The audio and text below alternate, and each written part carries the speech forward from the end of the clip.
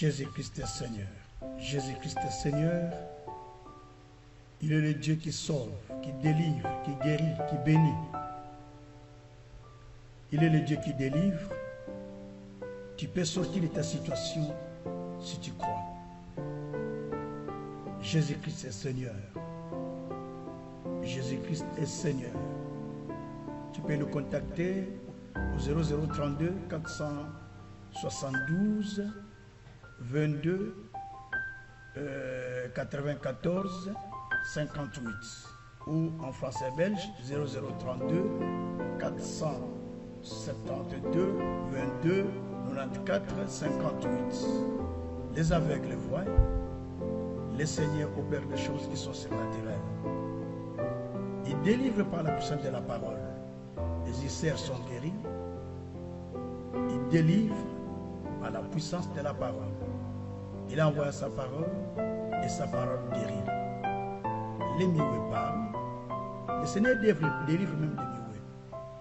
Le Seigneur agit et opère au-delà de ce que nous pensons, de ce que nous demandons. Tout dépend de notre foi en lui, car Jésus-Christ est vivant. Tout est possible à celui qui croit. Si tu crois, tu verras la gloire de Dieu. Si tu crois, tu verras la puissance de Dieu. Dieu est vivant. Il est le même hier, aujourd'hui et éternellement. Tout est possible à celui qui croit en Dieu et tout est possible à Dieu. Il y a la joie à celui qui voit la puissance de Dieu. Il y a la joie pour un miracle qui est authentique. Jésus-Christ est vivant. Jésus-Christ est vivant. Crois au Seigneur Jésus, tu seras sauvé, toi et toute ta famille. Crois en lui, tu seras délivré. Crois en lui, tu vas hériter le royaume du ciel et la vie éternelle. Crois en lui, parce qu'il est le vrai Dieu. Dieu est un Dieu de tout le monde. Quiconque met sa confiance en lui et sa foi en lui, il est délivré et sauvé. Il délivre les stériles. Il guérit ceux qui sont stériles. Il leur donne des enfants. Car la Bible dit, il donne des enfants à celui qui était stérile. Il délivre les captifs. Ceux qui sont animés de mauvais esprits sont délivrés par la puissance de la parole de Dieu. Si tu crois, le Seigneur te délivre aussi. Notre numéro, c'est le 0032 472 22 94 58. Viens et vois ce que le Seigneur Jésus-Christ a fait. Si tu crois la puissance de la parole, tu vivras le miracle de Dieu. Nos coordonnées sont là-dessus. Vous pouvez prendre nos coordonnées, nous recontacter et Dieu vous bénira. Tous les vendredis soirs, à 21h, ce sont des prières spéciales pour des délivrances, pour des guérisons, pour beaucoup de choses. Jésus est vivant et il peut te toucher. Et si tu veux te toucher, donne ta vie à lui et tu seras sauvé. Tu vivras les merveilles du Seigneur. Jésus-Christ est vivant. Vous avez un témoignage?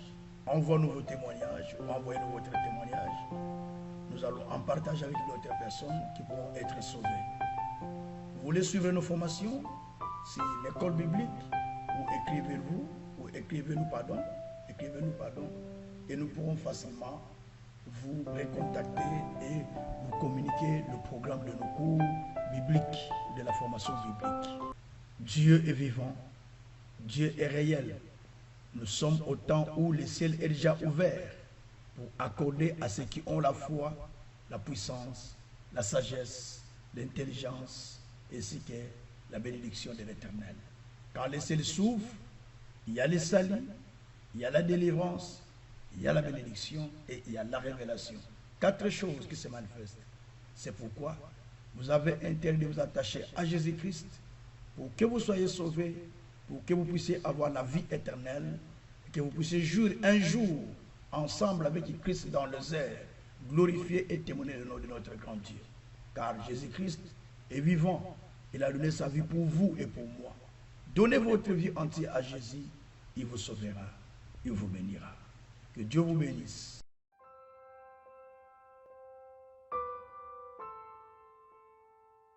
Donc, chaque personne a une saison qui lui était préparée par le Seigneur.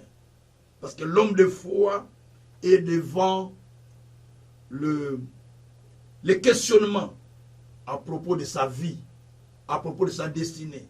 Il se pose plein de questions à propos de sa vie, à propos de sa destinée. Et ça, c'est des choses qui se passent dans le cœur de la personne. Mais les inquiétudes de l'homme et les questionnements qui se posent ne peuvent en aucun cas changer sa vie, ni sa situation, ni sa destinée. Ça ne peut pas. Au contraire, les bonnes décisions prises avec appui divin, avec la parole, cela peut aider à la personne à changer sa vie, à changer sa destinée, à aller plus loin avec le Seigneur. Que Dieu soit loué. À chaque côté de l'être humain, il y a des témoins qui nous environnent, les témoins qui nous regardent, les témoins qui voient ce que nous faisons. Tout autour de nous, nous sommes environnés par une multitude de témoins, dit Hébreux 12, verset 1 à 3, que nous sommes environnés par une multitude de témoins. Donc il y a des témoins qui nous environnent partout. Les témoins qui nous entourent, les témoins qui nous regardent, les témoins qui nous observent pour voir comment nous vivons, comment nous marchons et comment nous faisons les choses. C'est hyper important que le Tout-Puissant soit loué. Alors bien aimé, dans cet enseignement, il y a bien des choses qu'on va commencer à découvrir petit à petit, beaucoup de choses qu'on va découvrir, qui vont nous aider à aller un peu plus loin et qui vont nous aider à comprendre ce que nous devons faire et ce que nous sommes. Vous voyez, des fois on fait quelque chose parce qu'on a vu ça chez d'autres. Des fois on veut quelque chose parce que l'autre aussi l'a. Des fois on veut quelque chose parce que l'autre aussi l'a ou l'autre aussi le fait. Et on veut avoir la même chose avec l'autre. Mais ce n'est pas vraiment ça ce que nous devons vivre.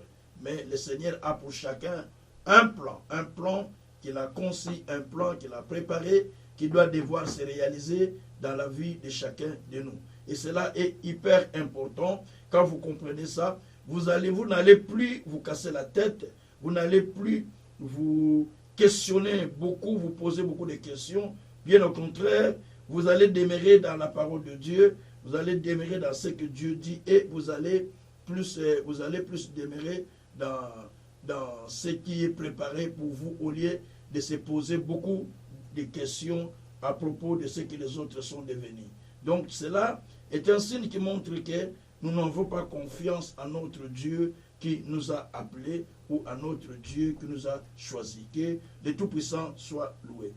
Alors bien-aimé, à toi aussi, il y a une destinée, il y a quelque chose, il y a une saison qui t'a été réservée, dit le Seigneur. Gloire soit rendue au Seigneur. Bien-aimé, deux fois, tu fais quelque chose où tu crois être bon parce que toi tu le veux. Mais Dieu te dit, ce n'est pas ça ce que je veux pour toi.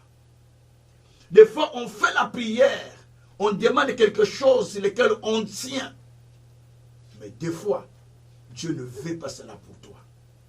Parce qu'on n'a pas souvent la direction de Dieu, on n'a pas souvent la volonté de Dieu, on n'a pas souvent c'est vraiment à quoi Dieu nous appelle. On n'a pas souvent ça. Et on vit par des réalités, non par la vérité. Et pourtant, il y a des témoins qui sont tout autour de nous.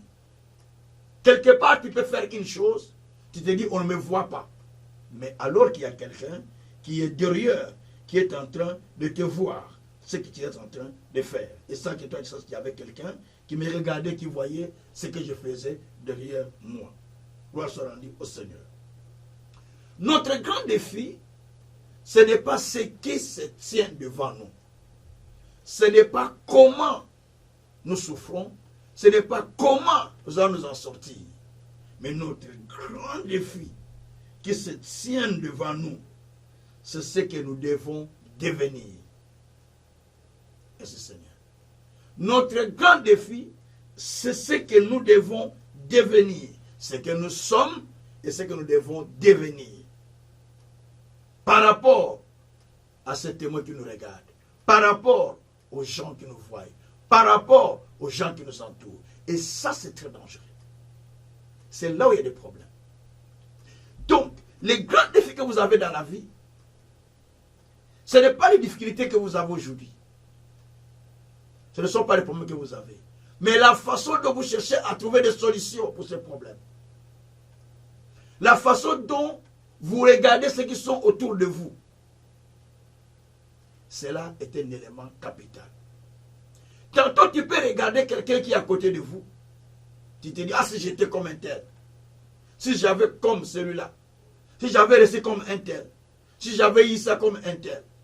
Donc, tu commences à vivre dans le conformisme. Tu commences à vivre dans les convoitises. Mais sans que tu en saches. Et pourtant, tu continues à prier. Tu continues à s'attacher à Dieu. Tu continues à suivre Dieu. Mais tu es déjà dans la perdition totale. Parce que tu es rentré dans la chose pour laquelle Dieu ne t'attend même pas. Dieu soit loué.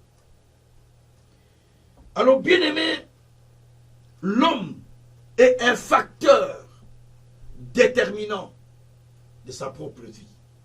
Un facteur déterminant de son avenir. Il doit devoir, l'être humain, je vous l'ai dit, il est un facteur déterminant de son futur. Il doit devoir se déterminer pour le futur, pour la vie future. Et c'est très important. Le mouvement que nous prenons dans la vie peut être déterminant pour influencer notre avenir. Peut être déterminant pour influencer la vie qui nous attend. Parce que nous sommes attirés par ce que nous voyons de gauche à droite. Merci Jésus. Par ce que nous voyons autour de nous, nous sommes attirés par cela. Nous regardons, nous disons, ah si j'avais ça, ah si j'étais comme ça, ah si j'avais ça, et sans savoir que ça peut nous amener en danger. Parce que nous voulons avoir ce que les autres ont. Nous voulons avoir ce que l'autre a. Souvenez-vous les grands thèmes qui sont en train de donner. Pour toi aussi, une saison de moisson a été réservée. Mettez ton nom. Pour toi, Kazin, une saison de moisson a été réservée. Dieu soit loué. Ça, c'est notre grand thème. Ce thème, je le tire dans un texte de la Bible. J'aime bien tirer mes thèmes dans le texte de la Bible, comme quelqu'un m'avait dit, parce que toi, toujours Bible, Bible, Bible. Qu'est-ce que je vais faire encore sans la Bible? Il n'y a rien pour moi. Sans la Bible, je n'ai rien à faire. C'est ce qui m'a valorisé. Donc, il y a un thème que nous développons, que j'ai tiré de la Bible. Nous sommes dans Osée chapitre 6. Je vais aller au verset... Osée chapitre 6. Je m'en vais au verset 11. Osée chapitre 6. Osée chapitre 6, c'est là où je trouve le thème. Osée chapitre 6, c'est au verset 11. À toi aussi, Juda, une moisson est préparée, quand je ramènerai les captifs de mon peuple. À toi aussi, Kazin, à toi aussi, X qui m'entend, à toi aussi, toi qui m'entends, donc à toi qui m'entends, à toi, Gabriel Kazansuka, à toi aussi, une moisson est préparée. Une moisson est préparée. À toi aussi, une moisson est réservée. Une moisson est préparée. Parce que le peuple s'est égaré de Dieu. Il s'est livré à la prostitution, c'est-à-dire qu'il a commencé à suivre les païens, à suivre le monde. Le Seigneur ramène le peuple vers lui, en lui disant qu'à toi aussi, il y a une moisson qui est réservée. Cette histoire, ce texte, va nous donner un autre texte en référence qui va nous aider à bien comprendre ces messages. Quand nous allons dans un roi, dans un Samuel, dans 1 Samuel chapitre 8, verset 4 à 5. Chapitre 8, verset 4 à 5. Dans ce texte, le peuple est venu vers Samuel. Parce que les enfants de Samuel étaient aussi des juges dans des provinces. Et Samuel était prophète. Et ses enfants étaient des juges qui jugeaient le peuple. Mais ces enfants se sont livrés à la corruption. Et à la violence. Ils recevaient des présents par-ci par-là. Ils n'étaient pas droits comme leur papa. Les anciens sont venus vers Samuel. Nous sommes dans 1 roi 8, versets 4 à 5. Je peux voir directement les textes. 1 Samuel 8, pardon, 1 Samuel 8, 1 Samuel 8, verset 4 à 5. C'est là il y a les textes que vous allez trouver ce texte. Je l'explique parce que je l'ai dans ma tête. Mais 1 Samuel 8, verset 4 à 5, c'est là où il y a les textes. Et les enfants ils ne craignaient pas Dieu, ils vivaient dans la corruption, ils se livraient à l'injustice. Ils ne traitaient pas les problèmes avec justice, puisqu'ils recevaient de la corruption, le présent des gens. Tous les anciens d'Israël s'assemblèrent et allèrent vers Samuel à Rama. Il lui dit, voici tu es vieux, tes fils ne marchent point sur tes traces. Maintenant établis sur nous un roi pour nous juger, comme il y en a chez toutes les nations. Tu es devenu vieux, tes fils ne marchent pas comme toi-même dans la droiture. Maintenant établis-nous un roi qui va commencer à nous juger, comme il y en a dans tous d'autres pays. Cela a déplu à Samuel, même à l'Éternel. Samuel a dit, mais vous demandez des choses qui ne sont pas importantes. Mais non, donne-nous un roi, comme il y en a chez les autres. Donc ils ont demandé un roi, non parce qu'ils avaient besoin vraiment du roi, mais ils ont demandé un roi parce que les autres avaient aussi des rois. D'autres nations avaient des rois. C'est comme ça que les gens aussi demandent des choses. Parce que les autres l'ont. Il y a une chanson qu'on chante, que j'ai toujours, on ne peut pas chanter cette chanson. Cette chanson se chante en lingala, mais je vais l'expliquer en français, ça se dit Lokolo pambola elia, zambe pambola bisoye, tobele liyo, Yahweh sala, sala lisusu, tobele liyo, Yahweh tobele liyo, tobele liyo, Yahweh sala. Lokolo pambola X, pambola pengaye. On dit des noms. Donc comme tu as béni X, bénis peu moi. Non. Dieu ne peut pas te bénir comme il a béni X. Dieu va te bénir selon ce qu'il ressent en toi, ce qu'il va te donner. Pas te bénir comme il a béni X. Non. Dieu ne fera pas ça. Alors, la Bible dit, à toi aussi. C'est ça notre terme. Il y a une moisson qui est préparée. Mais ici, les peuples demandent qu'on leur donne le roi. Parce que toutes les nations avaient les rois. Ils n'ont pas demandé le roi parce qu'ils en avaient besoin. Mais ils ont demandé le roi parce qu'ils en avaient. Parce que le roi était utile pour eux. Ils ont demandé le roi parce que c'était le besoin de tout le monde à ce moment. Toutes les nations avaient des rois. Alors eux aussi, ils veulent avoir le roi. Très souvent, les croyants demandent les choses qui suscitent même la colère de Dieu. Parce que les autres l'ont, moi aussi. Parce que les autres l'ont, moi aussi. Et en ce temps-là, on tombe dans la convoitise et dans le conformisme. Parce que tout le monde a ça, moi aussi. Moi aussi. Baninga basomi. Les autres comme ça, les autres ont ça, moi aussi. Donc tu ne vis pas selon le programme de Dieu, mais tu vis selon le programme que les autres sont en train de vivre. Et c'est très dangereux. C'est très dangereux. Sachez-le que pour chacun, il y a un plan de Dieu qui est écrit. Dieu est en train de suivre le plan qu'il a conçu pour chacun selon sa destinée. Nous sommes dans Psaume 139, verset 16. David dit, avant que je ne sois conçu, que je ne sois dans le sein de ma mère, tout a été écrit. Les jours que je vivrai, tout ce que je vivrai, a été écrit dans ton livre, oh Dieu. Donc tout est déjà écrit dans le livre de Dieu. En réalité, la vie de chaque être est une histoire déjà écrite. Est une histoire déjà écrite dont les pages tournent jour après jour en présence de Dieu. Dieu peut tourner aujourd'hui la page A, demain ça sera la page B. Après demain Dieu dit non, la page B c'est plus vite, il faut aller doucement avec il y a beaucoup de programmes dedans. On va aller avec cette page petit à petit, tu dis ah ça traîne. Ça traîne, ça traîne. Non, ça ne traîne pas pour Dieu, ça traîne pour toi. Mais pour Dieu ça ne traîne pas parce que Dieu est en train de prendre cette page, il est en train d'aller avec toi petit à petit, jusqu'à ce que tout soit lit. Votre vie est une histoire écrite dont les livres, et c'est la table divine, c'est la table du Seigneur. Les pages se tournent jour après jour.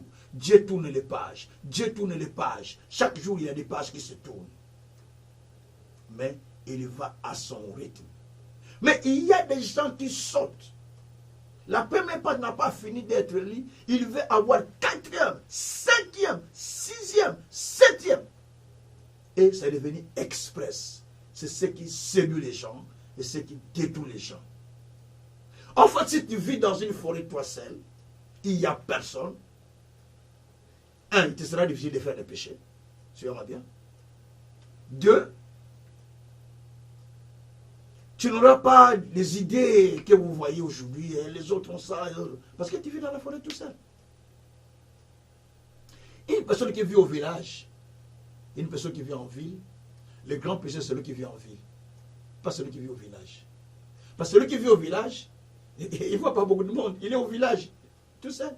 Mais celui qui vit en ville, il voit des mouvements, les mouvements de tout ce qui se passe.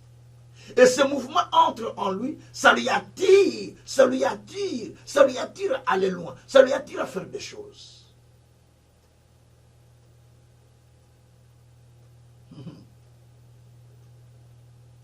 Votre plus grand défi, ce n'est pas le problème que vous avez.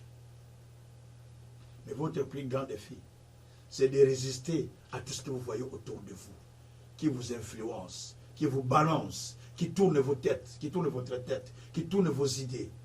Et c'est cela le problème.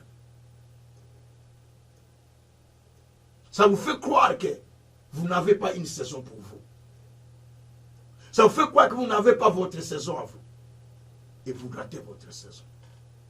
C'est pourquoi la Bible dit, dans 1 Samuel, chapitre 12, verset 17, Samuel a dit, vous avez d'ailleurs mal fait de demander les rois. Mais je vais demander la pluie pour vous quand même, pour que la pluie tombe. Mais vous avez mal fait de demander les rois. 1 Samuel 12, verset 17 à 18. Et Samuel invoqua l'Éternel. La pluie tomba, et le peuple eut crainte de Dieu et crainte de Samuel. Les gens n'ont pas la crainte des hommes de Dieu. Ici, la Bible dit que les gens ont eu crainte de Dieu et crainte de Samuel. Cause à la crainte en Nzambe, pe crainte ya motinga mina Nzambe, ou ya solo zobanga Nzambe. Crainte de Dieu et crainte d'un envoyé de Dieu qui craint Dieu. Les gens ne l'ont pas. Ils ont samedi, j'ai la crainte de Dieu. Tu as la crainte de Dieu comment? Si tu as la crainte de Dieu, tu vas obéir à la parole. Tu vas craindre la parole. Tu vas respecter la parole. Tu vas effrayer. Toi, tu ne respectes pas la parole, tu me dis que tu as la crainte de Dieu. En quoi? En quoi tu as la crainte de Dieu? En quoi? Je parlais ce matin avec un frère. Je lui dis, on partageait les orteils, tout ça. Il me dit, papa, mais quand je lis les textes, je vois des enseignements qui tout ça, je dis, ah, papa, que Dieu te bénisse. Il dit, je lisais, c'est par rapport à la famille que je l'exhortais. Il dit, je lisais dans la Bible. C'est marqué clair et net. L'homme est le chef de la femme.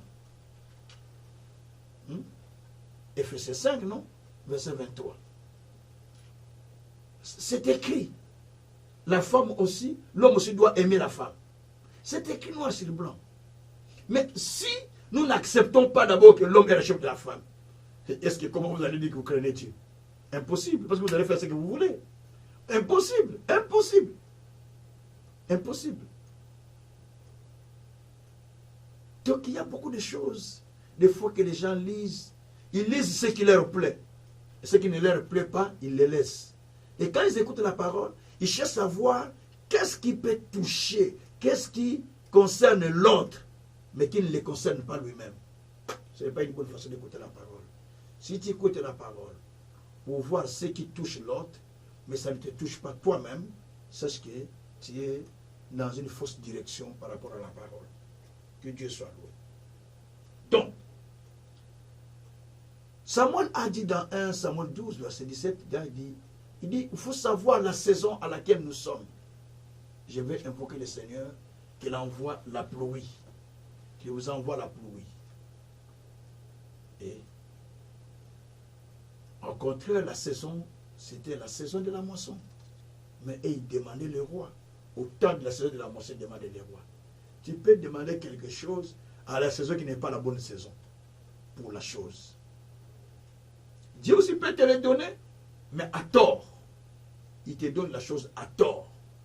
Quand Balaam a insisté auprès de Dieu pour demander qu'il aille maudire les enfants d'Israël, Dieu ne l'a pas empêché. D'abord, il l'a empêché, il ne voulait pas. Tellement qu'il insistait dans ses prières, Dieu a dit dans la Genèse, il dit, va. Mais les va de Dieu n'étaient pas les bons va. Quand il est parti en chemin, il y avait déjà l'ange qui se tenait avec l'épée pour pouvoir les tuer. Vous voyez? Ni t'était l'éveil de son cheval qui avait vu l'ange devant. Balaam serait tué. Pourtant, il était prophète. Mais l'ange de Dieu se tenait avec le couteau et le cheval l'a vu. Il a refusé de partir. À la fin, le cheval a parlé. Que je te conduis chaque jour. Si je refuse, parce qu'il y a un danger devant toi. Vous voyez? Donc, par moment, il faut que tu sois à côté des gens qui te disent non, ne fais pas ça. Non, parce qu'ils voient le danger qui est en face de toi. Que Dieu soit loué. Donc, à cela, je voulais dire simplement, chaque personne doit savoir qu'il y a son temps de sa moisson. Il ne doit pas être pressé, il ne doit pas demander des choses que les autres ont, comme l'a fait l'Israël. Ils ont demandé le roi parce que tout le monde avait le roi. La Bible dit que vous avez mal fait de demander le roi, parce que tout le monde a le roi. 1 Samuel 8, là, verset 4 à 5. Vous demandez le roi parce que tout le monde a le roi. Non, vous avez mal fait. Il faut demander le roi s'il y a vraiment besoin d'un roi. Gloire soit au Seigneur. Donc, l'être humain cherche à convoiter ce qui est en face de lui. Cherche à convoiter ce qui est devant lui. C'est pourquoi sa saison qui est préparée pour lui ne vient pas. La saison-là ne vient pas parce qu'il convoite ce qui est préparé pour l'autre. Bien aimé, laissez-moi vous dire une chose. Ce qui est préparé pour ton voisin n'est pas à toi. Ce n'est pas à toi. C'est pour lui. Arrête de convoiter ce que l'autre a. Arrête de convoiter ce qui est préparé pour l'autre. Cela n'est pas à toi. Convoite ce qui est préparé pour toi, pas ce qui est convoité pour l'autre. Tu ne vas pas l'avoir. Que Dieu soit loué. Dans Amos 4, verset 7 à 8, la Bible dit que j'ai fait tomber la pluie dans une ville, pas dans une autre. J'ai fait tomber la pluie dans une, pas dans l'autre. 1, 2, 3 peuples sont sortis de la ville pour aller dans la ville où il a plu, afin d'aller puiser de l'eau, afin d'aller boire de l'eau. Mais malgré ça, leur soif n'était pas étanchée. Amos chapitre 4, verset 7 à 8. Leur soif n'était pas étanchée. Au contraire, donc ils sont revenus sans être étanchés de leur soif. Parce qu'ils sont allés dans la ville qui est à côté.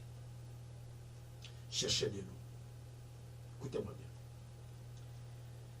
Très souvent, les gens vont chercher ce que les autres ont.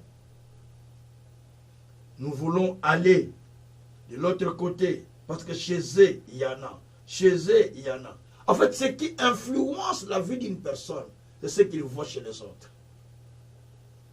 Je parle aujourd'hui qu'il y a une saison qui est réservée pour toi aussi. Ce qui t'influence, c'est ce que tu vois chez les autres. Ah, les autres, tu vas chez les autres chercher de l'eau. Tu vas chez les autres aller boire chez eux. Mais cependant, pour toi aussi, il y a une saison qui est réservée. Pour toi aussi, il y a quelque chose que Dieu a préparé. Mais tu as envie d'aller boire ce que les autres boivent. Tu as envie d'aller faire ce que les autres font. Mais toi aussi, pourtant, tu l'as chez toi. Tu l'as chez toi. Tu préfères avoir ce que l'autre a que ce que toi tu as. Je vois souvent dans des églises. Hein. Vous allez voir les mêmes membres de votre église. Ils préfèrent aller donner l'argent ailleurs parce qu'on a fait la perte de fonds que de les donner là où il est en train d'écouter la parole. Ils préfèrent aller écouter là-bas que là où Dieu l'a mis. Dieu est un pasteur que Dieu l'a mis sous sa responsabilité, par qui il doit être élevé, il doit être béni. Ça, c'est le manque de la compréhension de la parole totale. Totale et une foi abusive. Ce n'est pas une vraie foi, une fausse foi. Est-ce que vous savez que Paul, quand il a crié en Jésus, il a été envoyé chez une personne nommée Ananias. Donc c'est là où Paul devait évoluer pour que ses écailles tombent, qu'il voit les choses grandes et que l'éveil soit manifeste dans sa vie, qu'au travers d'Ananias, qu'il puisse rencontrer tous les autres grands. Donc il y a une personne sur qui il a été mis. C'est comme ces peuples d'Israël. Ils ont été mis sous Samuel. Mais ils ne veulent pas Samuel, ils veulent seulement comme les autres. Ah, comme les autres. Ah, comme les autres. Comme les autres. Regarde-moi tes filles. Comme les autres. Comme les autres. Non, non, non, non. Pas comme les autres. Pas comme les autres. Comme Dieu a voulu pour toi. Pas comme les autres, mais comme Dieu l'a souhaité pour toi. Pas comme les autres, mais comme Dieu le dit pour toi. C'est pourquoi Moïse a pleuré. Comme nous sommes dans Acte 7, verset 25. Je croyais que ces peuples comprendraient que Dieu leur accorderait la délivrance par mes mains. Mais ils ne comprennent pas. Moïse a regretté, il a fait cette prière à Dieu. Moi, je pensais qu'ils vont comprendre que par moi, tu vas leur délivrer. Mais pourtant, ils sont allés chercher ailleurs. Mais celui qui est venu avec le message de vous libérer, c'était qui? Moïse, non? Mais vous avez négligé le message de Moïse pour aller ailleurs. Ah, Nzamberangai. Les gens qui ne comprennent pas la parole de Dieu. Il n'y a pas quelqu'un d'autre que celui qui prend votre charge, qui prie pour vous, qui prend votre responsabilité, qui vous porte. Même moi, quand je vous prêche là, donc il y a quelqu'un qui vous porte à cœur, quelqu'un à qui vous avez été confié, quelqu'un à qui vous vous dites, moi je suis son fils, moi je suis sa fille, je me mets sous son ministère, il vous aide, il vous conseille, il vous encadre, vous bénéficiez de la grâce de Dieu au travers de lui. En fait, pour chaque personne, Dieu a préparé les gens qui sont préparés pour sa destinée. Je vais l'expliquer demain. Dieu a préparé les gens qui sont préparés pour sa destinée. D'ailleurs, quand vous lisez Ésaïe, chapitre 46, verset 9 à 11 ou à 12, si vous voulez, Dieu dit,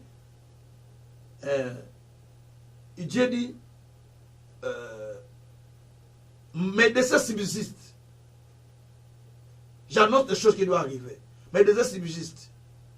Je prends un homme de loin pour accomplir mes desseins. Un oiseau de proie pour venir. Donc je prends un homme de loin pour accomplir mes desseins. Donc il y a des desseins de Dieu. Il y a les plans de Dieu. Il y a les programmes de Dieu. Mais pour que ces programmes s'accomplissent, Dieu prend un homme de loin, il l'amène, il vous fait rencontrer pour que les choses qui sont préparées pour toi puissent s'accomplir. Sans lui, ça ne s'accomplira pas. Il y a des gens qui sont préparés pour votre destinée. Certaines personnes qui sont là, que vous les rencontrez, ils sont là pour vous faire monter dans leurs épaules, afin que vous rencontrez X. Certaines personnes sont là pour que vous les voyez au travers d'eux, pour que vous puissiez rencontrer telle chose. Mais si vous ne faites pas attention, vous négligez cet aspect, vous allez vous limiter simplement au moi je prie, moi je connais Dieu, moi je sais Dieu, moi je lis ma Bible, moi on ne peut pas. Eh frère, il y a l'ordre dans l'œuvre de Dieu. Il y a l'ordre dans l'œuvre de Dieu. Je le répète, il y a l'ordre dans l'œuvre de Dieu. Si vous menez la vie chrétienne en désordre, même le royaume des cieux pour lequel vous attendez un jour y aller, vous n'irez pas. Vous serez surpris qu'après votre mort, vous vous retrouvez en enfer. Oui, mais moi j'ai prêché l'évangile, mais moi j'ai servi Dieu, mais moi j'ai donné l'argent. Dieu dit, je n'étais jamais connu. Jamais connu. Pourquoi je n'étais jamais connu? Parce que tu ne suivais pas l'ordre, tu ne respectais pas les commandements de l'Éternel. Il est dit dans Proverbe 28, verset 9, celui qui ne respecte pas les commandements, qui n'obéit pas aux commandements, qui n'observe pas les commandements, sa prière passe en malédiction. Sa prière sera changée comme une malédiction. Quand il prie, Seigneur, bénis Dieu, il va être à dire à Dieu, Seigneur, maudis-moi. Quand il prie, Seigneur, lève-moi, Seigneur, abaisse-moi. Quand il dit, Seigneur, guéris-moi, Seigneur, donne-moi la maladie. Et donc, la prière est en train de se convertir. Pourquoi? Parce qu'il n'observe pas le commandement de l'Éternel. Bien-aimés, nous avons besoin de la connaissance. C'est pourquoi la Bible dit, dans ce texte de Amos là, 4, verset 7 à 8, qu'un peuple est allé chercher de l'eau ailleurs. Mais chez lui, l'eau, il n'y a pas. Pourquoi tu n'as pas prié que Dieu envoie de l'eau dans ta ville, au lieu d'aller chercher l'eau ailleurs? Ozolo l'église, pourquoi pourquoi tu ne peux pas dire, fais que notre église devienne comme cela? Pourquoi tu as envie cela? Oh Dieu, si tu me donnais un mari comme celui-là, pourquoi tu ne pries pas que Dieu aussi fasse de ton mari comme cela? Et pourquoi tu ne pries pas toi-même, toi aussi tu deviens une femme comme celui-là, comme celle-là? Oui. Donc, vous priez, vous demandez des choses que vous ne comprenez même pas le sens. Dieu donne des programmes. Moi, je reçois des programmes tout le temps, Dieu, et je proclame. Des fois, même ceux qui sont autour de moi, ils ne suivent pas. Je vous dis, c'est vrai. Des fois, les gens qui sont autour de moi, même dans les ministères, ils ne les suivent pas. Mais c'est ceux qui sont loin qui suivent souvent mes programmes. Parce qu'ils n'ont pas compris. Ils n'ont pas compris et peut-être ils ne comprendront même pas. Et j'ai pris aussi pour que Dieu leur donne la compréhension. Tu as envie ailleurs, mais ce qu'on a mis chez toi là. C'est comme ça un homme de Dieu a rencontré un de mes enfants spirituels en lui disant, oh, mais toi tu es en train de solliciter pour que je te branche avec les pasteurs Père son âme qui vient de mourir de pain du soir. Et que je te connecte avec lui pour que tu commences à faire des émissions là-bas. Mais, oh. Mais vous, votre papa a une chaîne. Nous-mêmes, nous envions les prédications qui sont là-bas. Vous voyez? Ça là, rester bouche bée, n'a plus de réponse. C'est là que tu peux comprendre la dimension du cœur des gens que les gens ne sont pas assidus. Parce qu'ils ne sont pas assis de leur saison. Ils sont dans la convoitise. Je regarde ça, je regarde là-bas, je regarde là-bas, je regarde là-bas, je regarde là-bas. Ils sont en train de regarder par-ci, par-là. Mais la Bible dit, à toi aussi, une saison de moisson a été réservée. Nous vivons un temps où vous allez remarquer que tellement que les gens ne vivent plus ce qu'ils doivent attendre de Dieu, mais ils vivent par ce qu'ils sont en train de voir, par ce qu'ils sont en train d'entendre. Ils sont influencés par ça. Il y a des divorces, il y a des séparations, il y a des mésententes, il y a des divisions, il y a beaucoup de mauvaises choses parce que chacun veut être comme un tel. Chacun veut être comme un tel. Donc, on vit dans une société de copie-coller. Copie-coller. Copie-coller, de cac, tu colles. Hein, tu copies et puis tu fais coller, ça se colle. Non. La chose de Dieu n'est pas une copie-coller. Je te le répète, la vie que Dieu donne aux gens n'est pas une copie-coller. Ce n'est pas que Dieu va te donner la vie de Joseph. Ce n'est pas que Dieu va te donner la vie de David. Ce n'est pas que Dieu va te donner la vie de Salomon. Non. Dieu ne copie pas de vie. Dieu donne à chacun ce qu'il a préparé parce qu'il est dit dans Ecclésiaste 3, 11, il fait toutes choses bon à son temps. Quand même bien que l'homme ne connaît pas son temps. Donc Dieu, il fait toutes choses bon à son temps. Quand même, l'homme ne connaît pas ce que Dieu est en train de faire pour lui. Mais tout ce que Dieu fait, il est fait à son temps. Au contraire, rendez grâce à Dieu pour ce que vous avez. Bénissez le Seigneur pour ce que vous recevez. Soyez reconnaissants à Dieu pour ce que vous vivez. Soyez reconnaissants que Dieu t'a aidé. Dieu t'a béni. Dieu t'a touché. Dieu t'a donné la vie. Tu es peut-être en Europe. C'est une grâce. Parce qu'il y en a ceux qui cherchent à venir ici. Peut-être qu'il y a des papiers. C'est une grâce. Peut-être qu'il y a des gens qui cherchent des papiers. J'ai dit à un frère, bénis le Seigneur. Toi, tu n'avais même pas de papiers, tu pleurais. Dieu t'a donné les papiers au travers de cette sœur. Même pas un merci à Dieu. Même si elle est mauvaise, quand tu arrives à ce point, tu dis, Seigneur, merci pour cet homme que tu m'as donné. Il est mauvais, mais il fait ce que pour les papiers que j'ai reçus. Pour cette femme, merci pour cette femme. Il fait ce que pour les papiers que j'ai reçus. Dieu bénit la femme là. Dieu pense à elle. Ah, je pense. Parce que tu as dit quelque chose de bien-aimé. Ne fût-ce que la moindre des choses, si tu n'es pas reconnaissant avec Dieu, n'attends pas ce qui est grand. N'attends pas ce qui est grand. Bien-aimé, pour toi aussi, je le répète, une moisson a été réservée. Pour toi aussi, une moisson a été préparée. Bien-aimé, reste là où tu es. Ça, c'est ma conclusion maintenant. Reste là où tu es. Parce que il y a une moisson qui t'a été préparée. Commence à apprécier les choses que Dieu fait avec toi. Même si celles-là sont petites, apprécie-les. Si vous n'êtes pas fidèle à les petites choses, vous ne serez jamais fidèle à les grandes choses. Et vous ne les recevez même pas. Commence à apprécier les petites choses que Dieu fait avec vous.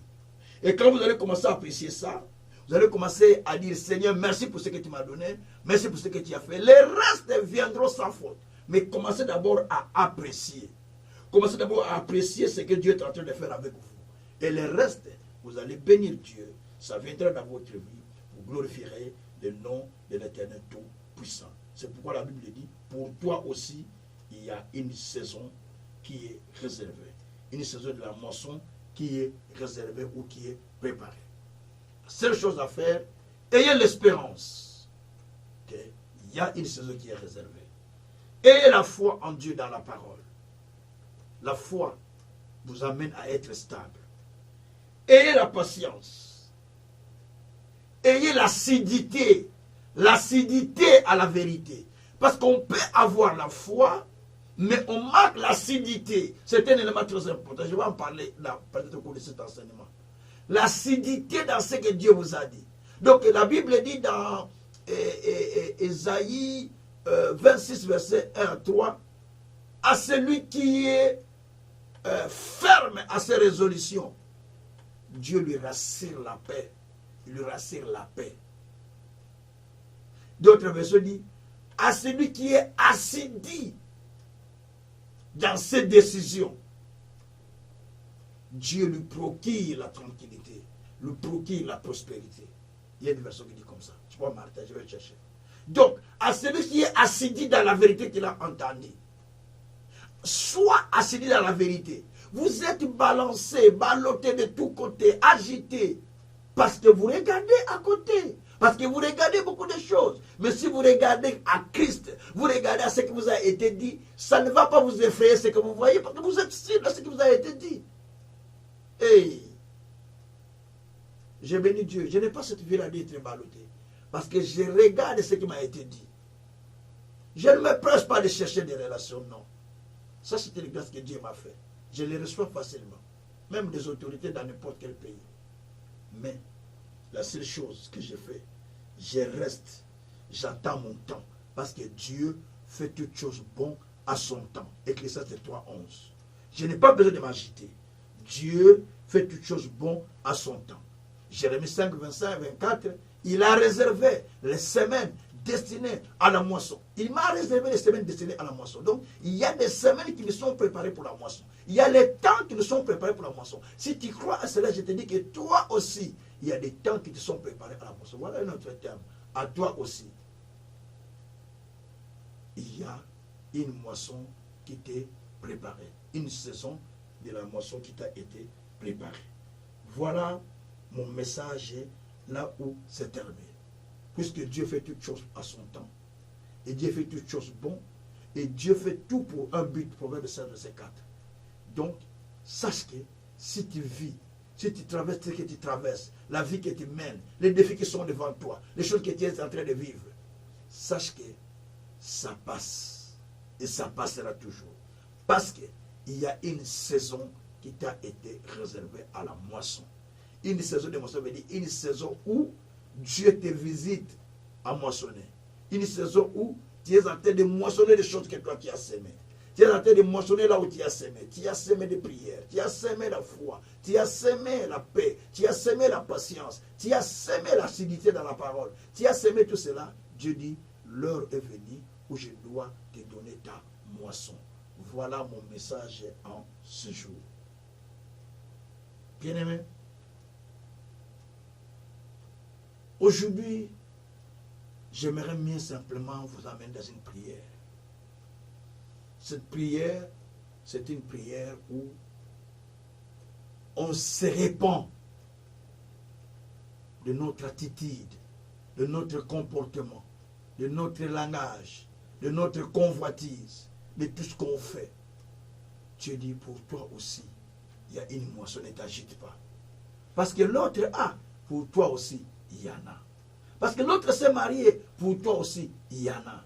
Parce que l'autre a eu des véhicules, pour toi aussi, il y en a. Parce que l'autre a eu les, je ne sais pas, toutes les choses, pour toi aussi, il y a sa saison. Il y a une saison qui est préparée pour toi. L'autre a eu ça, pour toi aussi, il y a une saison. Donc, ne te dérange pas ce que Dieu dit. Cela veut dire, Dieu est tenté de rassurer quelqu'un en ce jour, qu'il y a quelque chose qui t'attend. Malgré la saison que tu passes, malgré le temps que tu traverses, mais pour toi aussi, il y a quelque chose qui t'attend. Toi qui m'as entendu en ce jour, qui veux donner ta vie à Jésus, parce qu'il y a quelque chose qui t'attend.